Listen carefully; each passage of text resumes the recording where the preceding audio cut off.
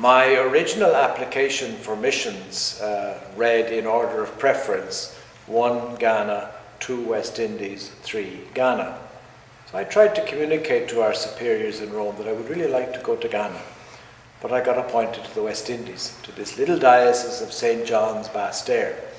So when I was told I was going to I'd be going to Antigua, the first thing I did was open an atlas to find out where Antigua was. So I flew across the Atlantic to this small little island, and coming from a very Catholic country like Ireland, it was quite a religious, cultural shock to end up on an island which was only 4% Catholic, which was culturally very different. I was basically living with black people.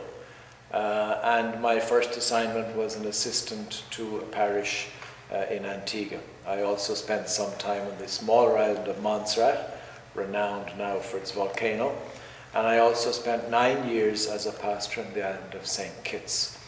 Probably the biggest challenge was working in an ecumenical environment, and I discovered fairly early on that that was going to be a big part of my ministry. Working with other churches, in dialogue with other churches, particularly the more historical mainline churches like Anglican, Methodist and Moravian, Presbyterian. And I worked very closely with those. And I do think that my membership of the Divine Word Missionaries in the Caribbean involves a big calling to working in that ecumenical field.